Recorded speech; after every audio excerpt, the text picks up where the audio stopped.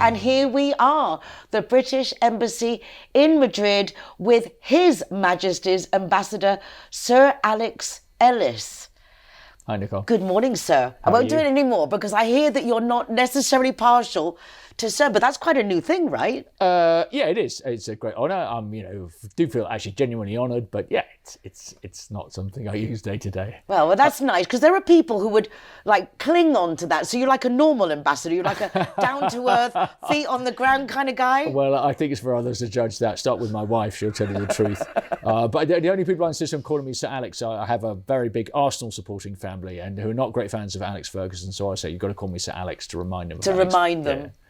You've been here, what, since September you officially started? That's right, it's about 5 months, Nicole. How's it going? It's great, it's lovely. It's lovely to be back living in Spain. It's a lovely country, as we all know.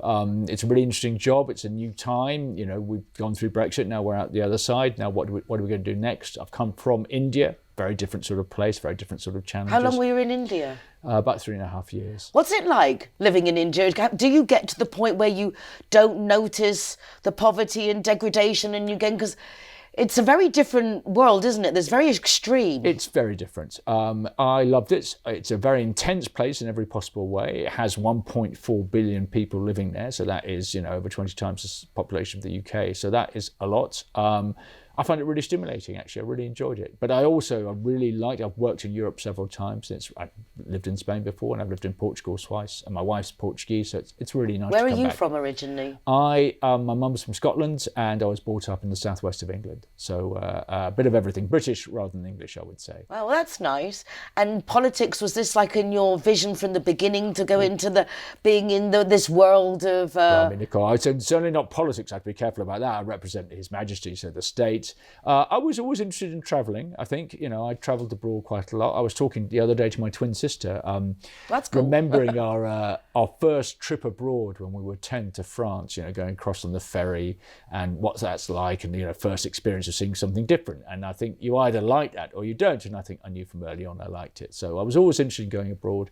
I always liked current affairs. I liked international relations, that and kind of stuff. And are you diplomatic? Again, you ask my wife. I have learned to become more diplomatic over the years. Because it is an art. I think you're right. But it's an art for everybody, not just for obviously it's my profession, but I think everyone has to apply diplomacy at different points, don't they? The way they manage inside the family. I'm one of three. I've got two sisters. I was often the diplomat between the two of them, I think.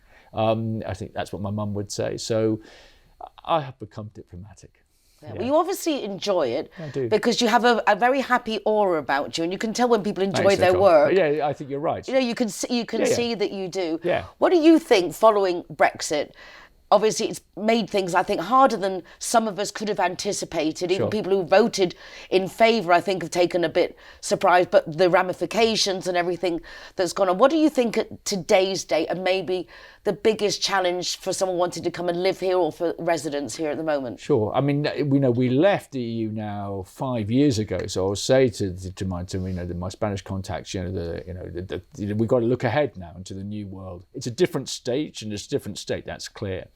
I think the number one thing on my mind is making sure that everybody who's eligible gets their TA, so that when they cross the border, if they're coming from outside the Schengen area, coming from the UK to Spain, say, once the new EU entry-exit system is up and running, they're going to need their TA to cross that border. Don't rely on your green card.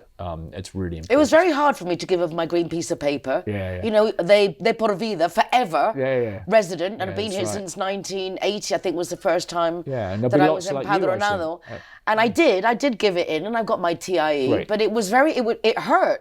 Yeah, it's a change, and good for you for doing it. It's really important that people get it, though. It's really important. I have one message for you folks: get your TIE. We are working with the Spanish government to make sure there are enough appointments and so forth, because I think you have to go along to your local police station and stuff like that. But it's really important you get it, because once the entry-exit system comes into force, and you'll have this new system for as you arrive, and say in Malaga, if you're coming from the UK, you need your TA if you're eligible for it under the withdrawal agreement. If you're somebody who was resident here before, I guess the beginning of 20, I don't want to get the date wrong, but who's eligible under the withdrawal agreement to get that identity document, because that allows you through in a way which your passport doesn't in the same way. I don't think the Brits have been as appreciative of how the Spaniards and the Spanish administration has rallied round to give us all this help, because it was the English decision to leave the European community, but the Spainers had to invest fortunes and a lot of work to actually help us get ourselves regulated. I mean, it's a new status, isn't it? It's a different world, and we have to adapt to it. And obviously, the UK voted to leave, and that's the absolute sovereign choice of the UK and the electorate of the UK. It does have implications. It has implications for lots of Brits here. It has implications for Spaniards in the UK as well. So trying to sort that out. My wife's Portuguese, so she had to get settled status as a EU national. She's not a British national in the UK. So it's a new world, but we've got to deal with it, and we've got to get on with it and make sure that it works as well as possible for both the Spaniards in the UK and Brits in Spain. What do you hope to achieve while you're here? Is there anything in particular, or just survive? No, more thrive more than survive, I hope. I love the country. First of all, make sure that everyone gets their TA. I think that is really important. So making sure that those kind of things, and tackling any other issues which are the result of us having left the European Union, which are still outstanding. And we've got a negotiation going on Gibraltar, for example, at the moment. That's been going on really since we left, and trying to finish that. Do you think there is any solution to that? Because it just seems to be forever going on. I mean, there's a sort of, of course you're right, and the issue of Gibraltar's been around for a very, very long time. But this is a particular thing about what happens after you've left the European Union. Well, we are working very hard towards a solution. We've had actually quite a lot of ministerial negotiating meetings in the last few months. So we'll see, but that's the aim. So the first thing is making sure that we get things like the TA sorted, and that people have got the right documentation and are kind of thriving in Spain as Brits in Spain. Secondly, I think it is trying to relaunch the sort of political relationship a bit. I think that after Brexit, there was a bit of a kind of backs turned towards each other for a while afterwards. I think there's a lot of emotion around that vote, obviously for and against in Spain and in the UK. So now we have to look ahead. And that's why I think two developed democracies, European democracies like UK and Spain, we've got to look ahead. So I'm very much hoping to kind of get a relaunch of that relationship, get the Prime Ministers together, get a sort of, There's no thought ever of just changing minds and going back again. Just let's just go back and be European and forget it all. Well, that is not my job. That's not my job. My job is to look after the British interests here, and with a fantastic team that we have here. So I'm thinking more about some of the sort of the sort of day-to-day issues which we need to try and sort out. I mentioned one, and kind of relaunch that relationship. I think that we want to be on a kind of positive wave as the UK and Spain. We've got so much in common, and we've got a very complicated world where we're in now, and so we need to be working together, and that is a big aim for me. Within that, there's lots of different things we should be doing and talking about. Funnily enough, I've just been speaking to the Food Standards Agency today. They're our regulator for about kind of food quality in the UK and so forth. They want to restart their sort of relationships. A lot of food gets from Spain to the UK, obviously, with a lot of exports of fruit and veg and stuff like that. I think 20% of the lettuces eaten in the UK come from Spain, I think. So, re-establishing those kind of contacts. So, there's a disease outbreak in Spain, you know about it in the UK and vice versa. It's those kind of things that we need to get on with the practical cooperation. Lots of little things. I know, for example, the disabled driver's badge that was valid in the UK, but it's now not valid here, and little things that people write to us. Yeah, and I think it's just like so many little details. Fair enough, because our lives are full of those little details, aren't they? And there's sometimes in our lives there are big things that happen, kids get born or stuff like that, but then there's lots of micro things that are what our daily lives are. And so, for example, on the disabled badges, that's another thing where we just want to get with Spanish. Can we try and sort this out so we can get recognition? Takes are there time. Hours enough in the day? Because when you start to think of all the little nitty-gritty things, it's never ending. You're absolutely right. I think you have to prioritise a bit, and that's why I go on about the TA, because it's really important, because that's going to help a lot of people. Will those be renewed, though, afterwards? Because these are like 10-year things now. I'm not aware of how long they last for, but I mean, it is the documentation. I think that is the worry.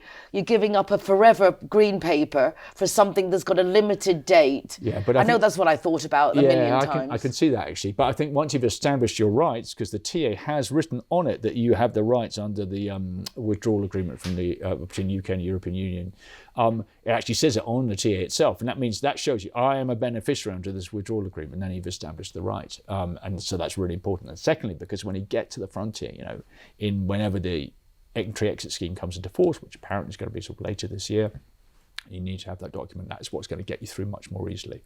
So it is a lot of small things, and you have to pick and choose a bit. The resources are not, are not infinite, but It's trying to prioritise the things which will have the most benefit for most people's lives. Are you going to be doing any travelling around to see the course. different tourist areas where us Brits are? Yeah, no, so I've been down, of course, because that's where our consulates are. So I've already been in Malaga, I've been in Alicante, I've been in Ibiza, I'm going to Mallorca at the end of this month. Bilbao. I mean, it is my job, Nicole. I have to go because that's where as you said, as a kid, you like travelling. You picked yourself a good job. But that is where the work is, and that's different in different places. If you go to Bilbao, that's mainly going to see investors, not such a big British community there, or not so many visitors. Yeah. You go to Malaga, that's big consulate. We've got a lot of visitors passing through Malaga, Alicante as well, through that whole region. So I go there to try and find out a bit more about the issues, meet my colleagues first of all. I've got to get round and meet all of my colleagues across the network and learn a bit more about what the issues are. Now, those are issues of residents, folks who might be watching this.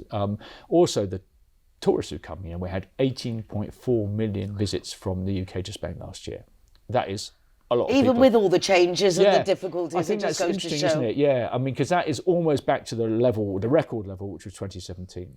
And that shows some variations. Big increase, for example, going to the Canaries. Slight drop interesting going to the Balearics, but people spending more as well, which obviously makes the It does seem like, actually, and I don't want to say this, it sounds so close, but a better quality of tourist. But they're spending more. But yes, but it does seem that kind of has maybe made it harder for some people, but then other people are really just getting on with it anyway. I think it depends on the offer in different places, and also the policies of the Spanish side. If you're a politician in Barcelona or in the Balearics, you want the tourism, but you don't want increased numbers of tourism. What you want is increased spend, because the numbers can be overwhelming sometimes. So I talk a lot to the regional politicians, the head of the Autonomía in Andalucía, for example, Juan Moreno. Talk to the head of the Balearics, to the head of the Canaries. We're seeing Salvador Illa in Catalonia the other week, because those are the people I need to be talking to about some of these practical issues and how we can try and sort them out. They've got theirs and we've got ours. Yeah, I heard a mayor the other week was giving a talk, and he was saying we can only let a certain amount of tourists in because we then stop being a city. We just become one big hotel. And it's different seeing the different points of view in the different areas of... Yeah, that's right. And to be honest, most of the visitors who come here, they have a great time and they don't need the help of the British government. Now, occasionally things go wrong, so sometimes things go badly wrong, and that's what our consular support is there for, really for helping those who are really unable to help themselves. The good thing is there's a lot of information out for the rest of us about how to kind of sort our lives out. I really recommend go to the UK and Spain, living in Spain on gov.uk, and you'll find massive information there about which Nicole, you and the viewers will know very well already, about how to get on the Padron, how to register with the health service. Also very important, as the TIEs, registering on the Padron gets you so many benefits. Yeah, it does. Like getting your rubbish picked up. I don't think people realise that if you don't register, how do they know you live there to then send you the services to look after you? Also, some information, very helpful information about your how your relationship you need to have with the DWP, Department of Work and Pensions, back in the UK, to make sure you can get your pension here, all this kind of stuff. So do go on and have a look at living in Spain. Thank you ever so much. Very nice first meeting. Lovely to Anything meet you would like extra say apart from the TIE and go living in Spain? Living in Spain. I think that covers it. I think that's, this is a very different world. If I think about, when I joined the Foreign Service, 1990, the Berlin Wall had just fallen. It's a very different world. We're in a very different world now from that. And of course, there's people, I think Brexit comes up when I talk to people here about it, but we've got to look ahead now. What are we going to do now? How are we going to kind of, make things better for Brits in Spain, for Spaniards in the UK, for UK and Spain together? So it's always about looking ahead, in my view. And recognising the past, but looking ahead. Exactly, because there's a lot of things with Brexit, particularly me. I had a little business and I had to stop him, literally couldn't bring the product in from the UK anymore. But anyway, brought us to Good Morning Spain. Every university produces a new opportunity. That is exactly right. Well, I'm absolutely delighted to meet you. And you, Nicole. I know that you're going to have a great time here in Madrid, because it's a great city to live. It is a lovely country. And the food's so good in Spain. Really? I'm sure it was good in India as well. It was very different. That was a very different experience. I love my foods, and I really, that's one of the fun things. Is getting to know a different place, getting into different tastes. I'm a big football fan, so I watch a bit of football. I played a lot of cricket in India, actually. No, not so much cricket here as in yeah, it's not quite the same. Yeah, but it's a lovely place to Variety is the spice of life. It is, and there's plenty of that, both in India and in Spain. Exactly. Well, lovely. Welcome to Spain. I hope you really enjoy your time here, and perhaps we can come back in a month or so and do a catch-up. I would love to see you again, Nicole. Thank you. Thank you. His Majesty's Ambassador, Sir Alex Ellis. Thank you. Thank you.